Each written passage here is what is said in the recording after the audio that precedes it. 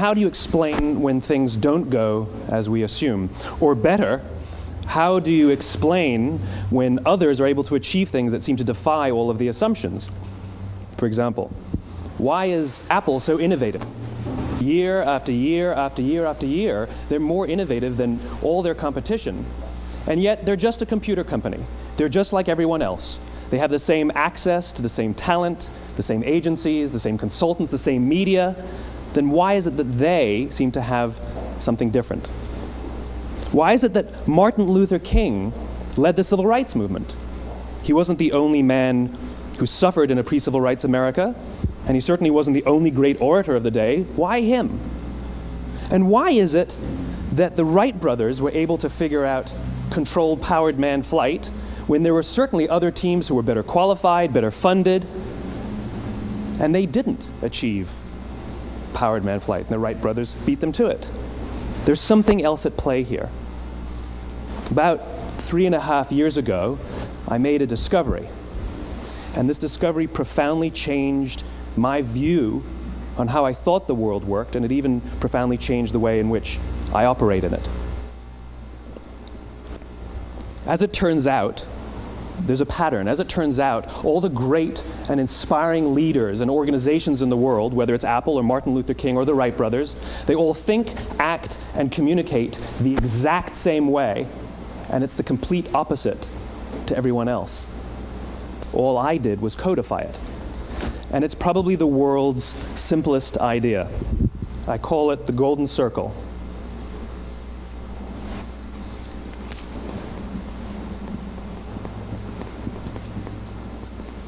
Why, how, what? This little idea explains why some organizations and some leaders are able to inspire where others aren't. Let me define the terms really quickly. Every single person, every single organization on the planet knows what they do, 100%.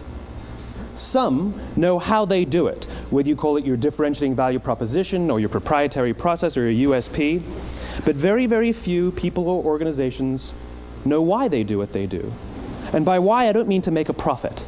That's a result. It's always a result. By why, I mean what's your purpose? What's your cause? What's your belief? Why does your organization exist? Why do you get out of bed in the morning? And why should anyone care? Well, as a result, the way we think, the way we act, the way we communicate is from the outside in. It's obvious. We go from the clearest thing to the fuzziest thing. But the inspired leaders and the inspired organizations, regardless of their size, regardless of their industry, all think, act, and communicate from the inside out.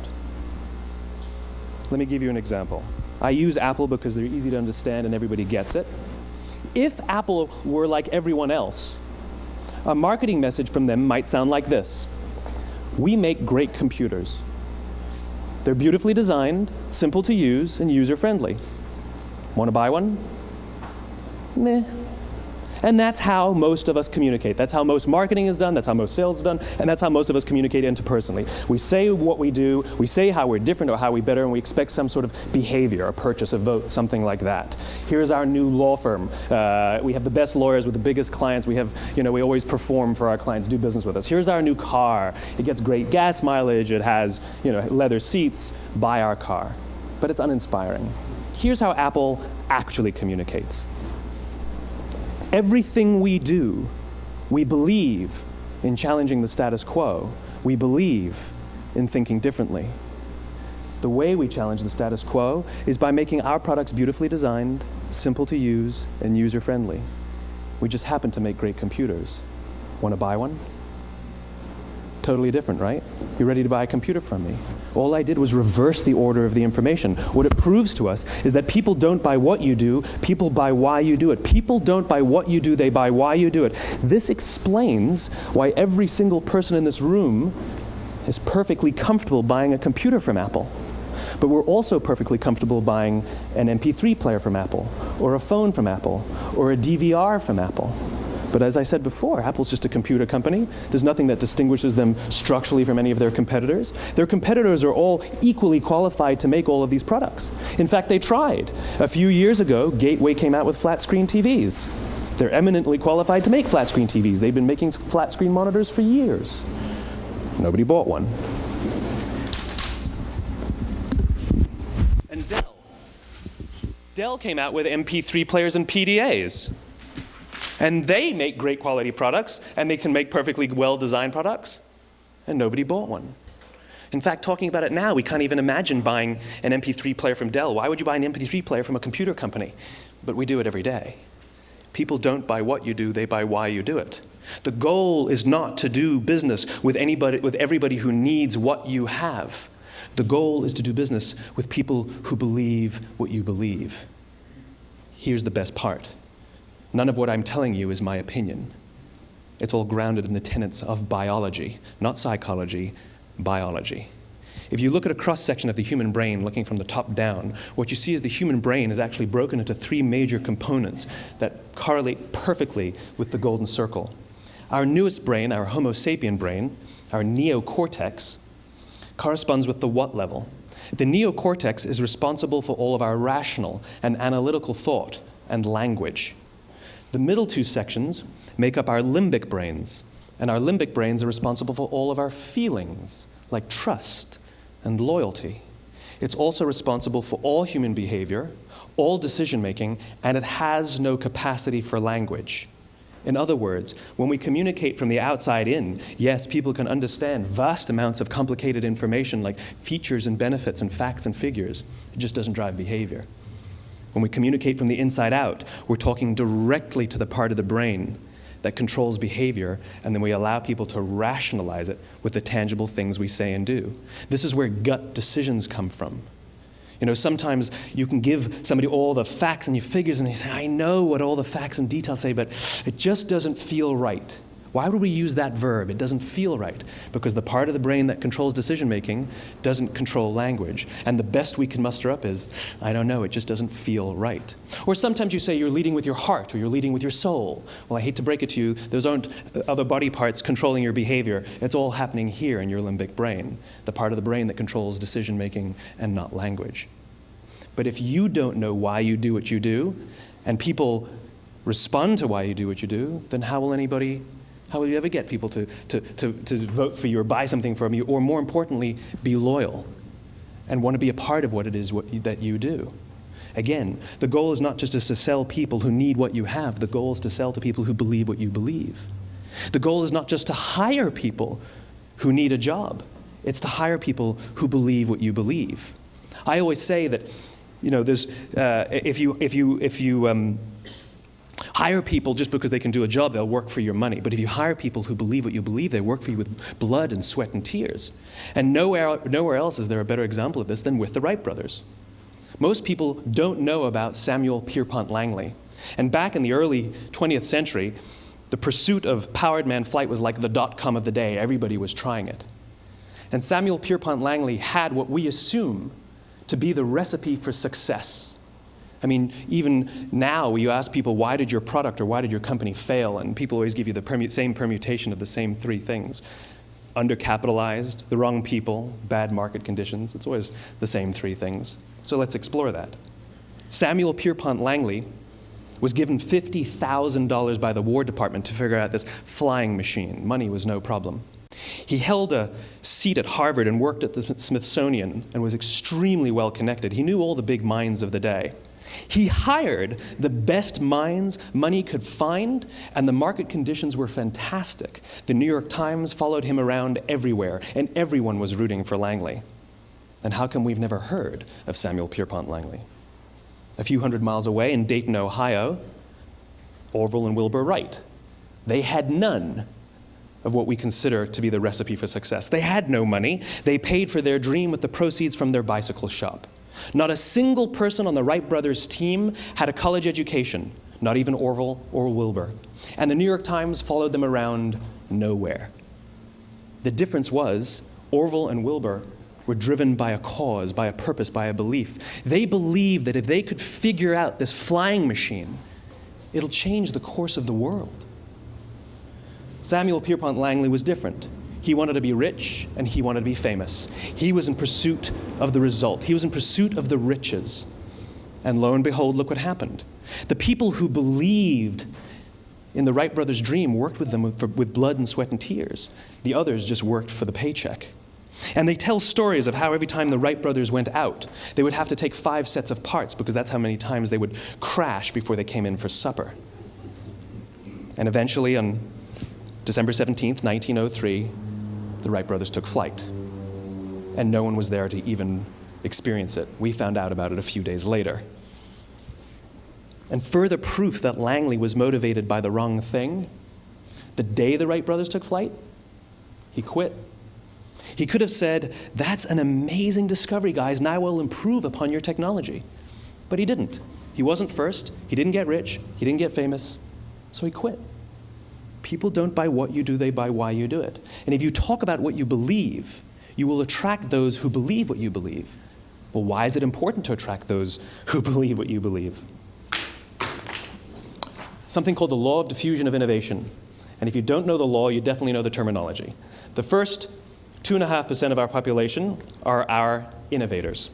The next 13.5% of our population are our early adopters.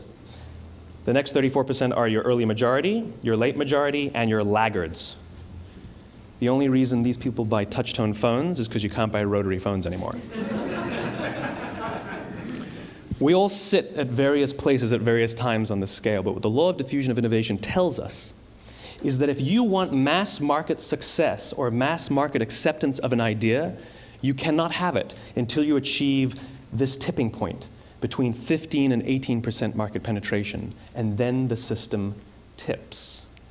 And I love asking businesses, what's your conversion on new business? And they love to tell you, oh, it's about 10% proudly. Well, you can trip over 10% of the customers. We all have about 10% who just get it. That's how we describe them, right? That's like that gut feeling, oh, they just get it. The problem is, how do you find the ones that just get it before you're doing business with them versus the ones who don't get it? So it's this here, this little gap, that you have to close, as Geoffrey Moore calls it, crossing the chasm. Because you see, the early majority will not try something until someone else has tried it first. And these guys, the innovators and the early adopters, they're comfortable making those gut decisions. They're more comfortable making those intuitive decisions that are driven by what they believe about the world, and not just what product is available. These are the people who stood online for 6 hours to buy an iPhone when they first came out, when you could have just walked into the store the next week and bought one off the shelf. These are the people who spent $40,000 on flat-screen TVs when they first came out, even though the technology was substandard. And by the way, they didn't do it because the technology was so great. They did it for themselves. It's because they wanted to be first. People don't buy what you do, they buy why you do it. And what you do simply proves what you believe. In fact, people will do the things that prove what they believe. The reason that person bought the iPhone in the first 6 hours, or stood in line for 6 hours, was because of what they believed about the world and how they wanted everybody to see them. They were first. People don't buy what you do, they buy why you do it. So let me give you a famous example, a famous failure and a famous success of the law of diffusion of innovation. First, the famous failure. It's a commercial example. As we said before a second ago, the recipe for success is money and the right people and the right marketing conditions, right? You should have success then. Look at TiVo. From the time TiVo came out about 8 or 9 years ago to this current day, they are the single highest quality product on the market. Hands down, there is no dispute. They were extremely well funded. Market conditions were fantastic. I mean, we use TiVo as a verb. I TiVo stuff on my piece of junk Time Warner DVR all the time. But TiVo is a commercial failure. They've never made money. And when they went IPO, their stock was at about $30 or $40 and then plummeted, and it's never traded above 10. In fact, I don't think it's even traded above 6, except for a couple of little spikes. Because you see, when TiVo launched their product, they told us all what they had. They said, we have a product that pauses live TV, skips commercials, rewinds live TV, and memorizes your viewing habits without you even asking. And the cynical majority said, we don't believe you, we don't need it, we don't like it, you're scaring us. What if they had said, if you're the kind of person who likes to have total control over every aspect of your life, boy, do we have a product for you. It pauses live TV, skips commercials, memorizes your viewing habits, etc., etc. People don't buy what you do, they buy why you do it, and what you do simply serves as the proof of what you believe. Now let me give you a successful example of the law of diffusion of innovation. In the summer of 1963, 250,000 people showed up on the Mall in Washington to hear Dr. King speak. They sent out no invitations, and there was no website to check the date. How do you do that? Well, Dr. King wasn't the only man in America who was a great orator. He wasn't the only man in America who suffered in a pre-civil rights America. In fact, some of his ideas were bad. But he had a gift. He didn't go around telling people what needed to change in America. He went around and told people what he believed. I believe, I believe, I believe, he told people. And people who believed what he believed took his cause and they made it their own, and they told people. And some of those people created structures to get the word out to even more people. And lo and behold, 250,000 people showed up on the right day, on the right time to hear him speak. How many of them showed up for him? 0. They showed up for themselves. It's what they believed about America that got them to travel on a bus for 8 hours to stand in the sun in Washington in the middle of August. It's what they believed, and it wasn't about black versus white. 25% of the audience was white. Dr. King believed that there are two types of laws in this world, those that are made by a higher authority and those that are made by man. And not until all the laws that are made by man are consistent with the laws that are made by the higher authority will we live in a just world. It just so happens that the civil rights movement was the perfect thing to help him bring his cause to life. We followed him not for him, but for ourselves. And by the way, he gave the I have a dream speech, not the I have a plan speech.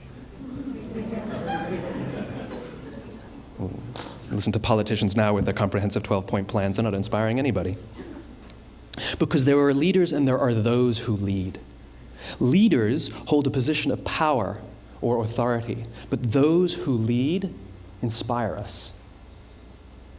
Whether they're individuals or organizations, we follow those who lead, not because we have to, but because we want to. We follow those who lead, not for them, but for ourselves. And it's those who start with why that have the ability to inspire those around them or find others who inspire them. Thank you very much.